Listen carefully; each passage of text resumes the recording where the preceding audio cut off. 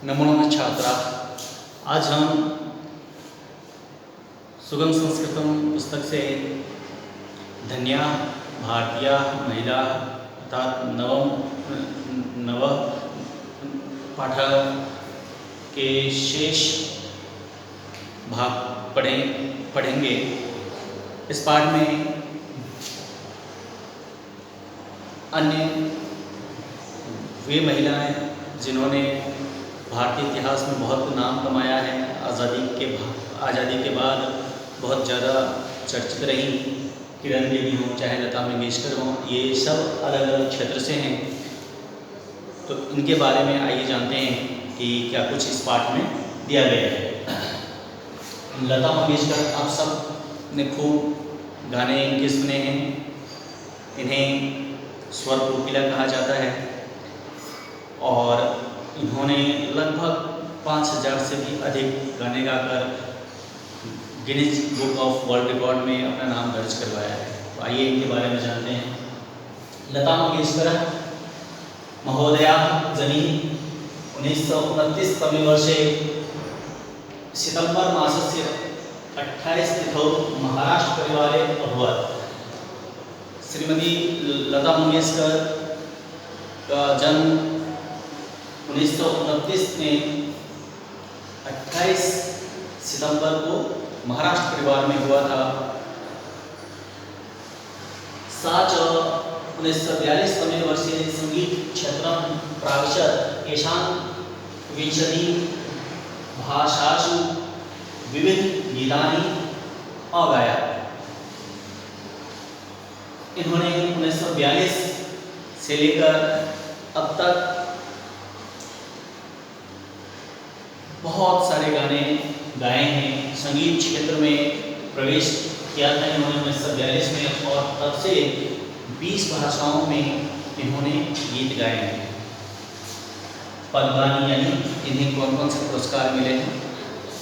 भवती 1969 तमे वर्षे पद्म भूषण, 1996 तमे वर्षे पद्म विभूषण, 1989 तमे वर्षे दादा फाल्के पुरस्काराप्ति च 2001 तमे वर्षे भारत रत्न इति सर्वोच्च अलंकारम् अलभत्। 1969 में इन्हें पद्म भूषण सम्मानित पुरस्कार है, राष्ट्रपति द्वारा दिए जाते हैं। पद्म विभूषण, फिर दादा फाल्के जो कि दादा साहब फाल्के जिन्हें भारतीय सिनेमा का पितामह कहा जाता है, उनके नाम पर जो फिल्मी जगत का सबसे प्रतिष्ठित पुरस्कारों में से एक है दादा फाल्के, वो पुरस्कार भी उन्हें मिल चुका है।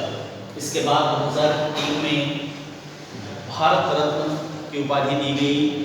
आप सब जानते हैं कि भारत रत्न का जो पुरस्कार है, भारत रत्न का, ये हिंदुस्तान का सबसे सर्वश्रेष्ठ पुरस्कार है, वो भी इन्हें दिया गया। एषा 1942 वर्षात् आरभ्य 1991 तमं वर्षं यावत् हिंदी भाषायां 5250 गीतानि गीत्वा गिनीज बुक ऑफ रिकॉर्ड इति पुरस्कारे स्वनाम उल्लेखन अकार्यत्। तो इन्होंने जो सफर प्रारंभ किया था गीत गाने का 1942 में और वहाँ से लेकर 1991 तक आते आते इन्होंने 5000 से भी अधिक गाने, 5250 गाने गाकर Guinness book of world record में अपना नाम इन्होंने दर्ज करवा दिया।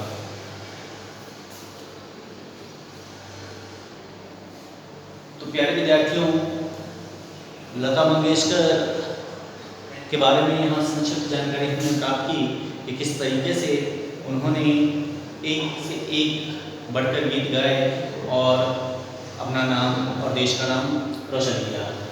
इसी कड़ी में अब हम श्रीमती किरण बेदी के बारे में पढ़ने वाले हैं।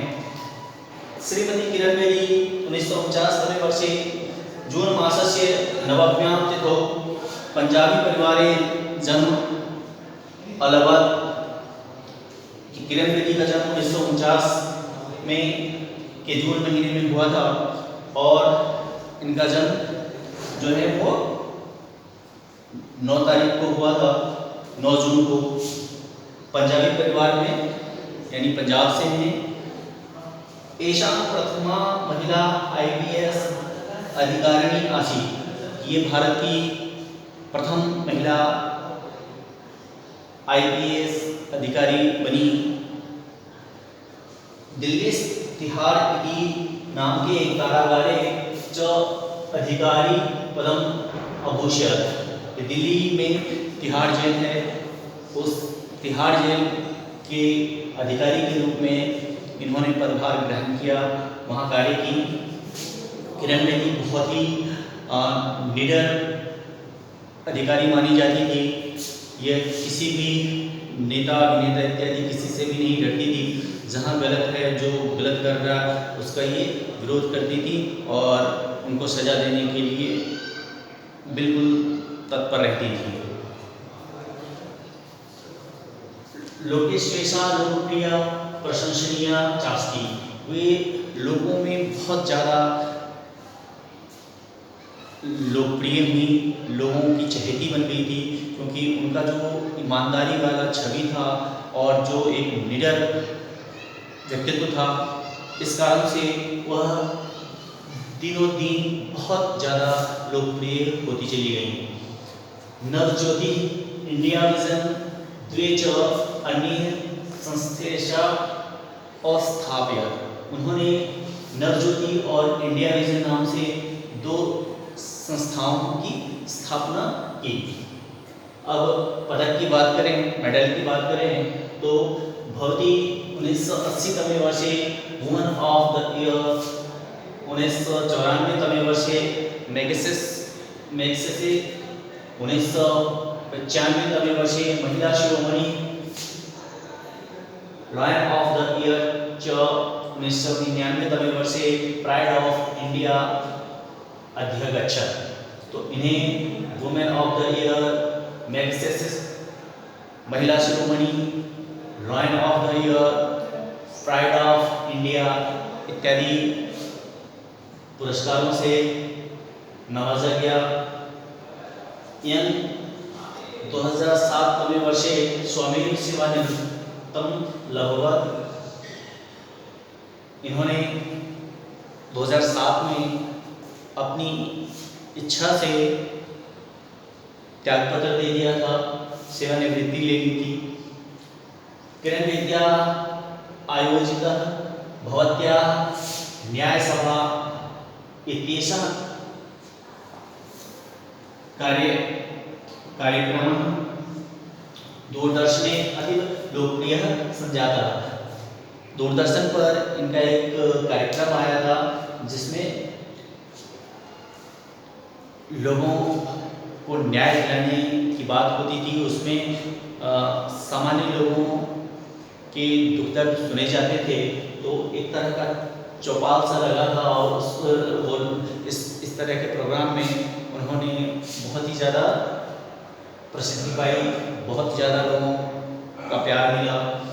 सा अध्यापनेकेषु सामाजिक कार्यक्रमेषु भागं गृह्णाति, उन्होंने बहुत सारे सामाजिक कार्यक्रम किए, बहुत सारे सामाजिक कार्य किए, समाज को उत्थान करने में अहम भूमिका निभाने की कोशिश की, समाज को एक नई दिशा देने की कोशिश की।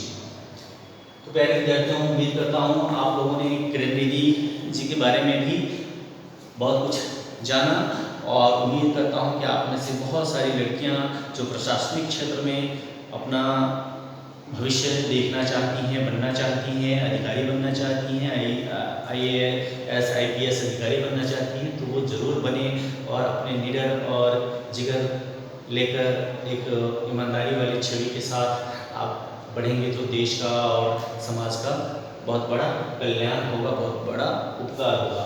आइए अब हम एक खेल जगत से कर्णम मल्लेश्वरी जी के बारे में जानते हैं, जिन्होंने ओलंपिक में पदक जीतकर भारत का नाम रोशन किया था। कर्णमल्लेश्वरी महोदया जनी 1975 तमे वर्षे जून मासस्य 1 तिथौ आंध्रप्रदेशे अभवत्। इनका जन्म 1975 में 1 जून को हुआ था। महिलेशा भारोत्तोलन प्रतिस्पर्धायां भारताय नूतनम अंकणम स्थापित। इन्होंने महिलाओं के भारोत्तोलन प्रतिस्पर्धा में प्रतियोगिता में भारत का जो एक नया नवीन अंक स्थापित किया, एक नया कीर्तिमान स्थापित किया। सिडनी देशे समर ओलंपिक क्रीडायां कांस्य पदकम अजयत। इन्होंने सिडनी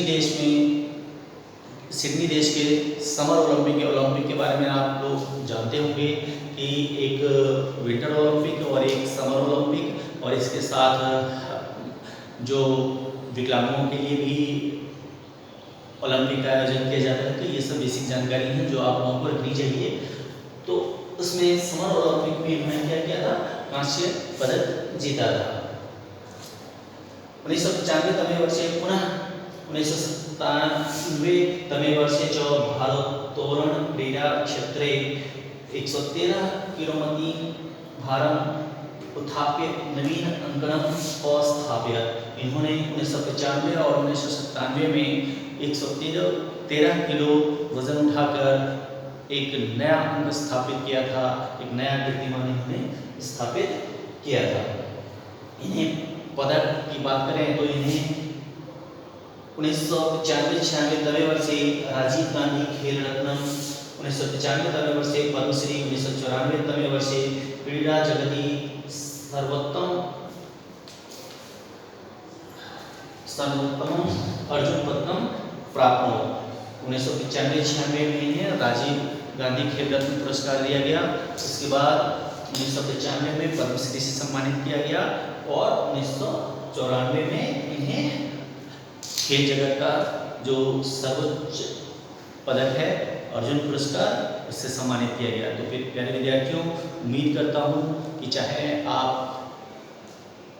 लड़के हों या लड़की हों, आप सब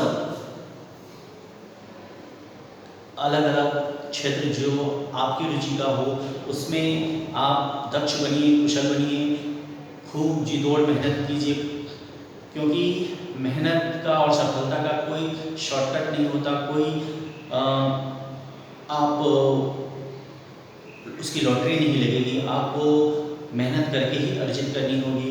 तो आप सब अपने ऊपर भरोसा करें और अपने रुचि के अनुसार क्षेत्र चुनें और उसमें अभी से ही लग जाएं, सफलता अवश्य मिलेगी। उम्मीद करता हूँ आप लोगों को यह पाठ अच्छी तरह से समझ में आ गया होगा और इससे जो हमें सीख मिली है कि हमें अपने रुचि के अनुसार क्षेत्र चुनकर उसमें अपना और अपने देश का नाम रोशन करना है।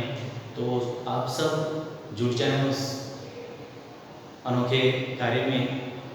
जय हिंद।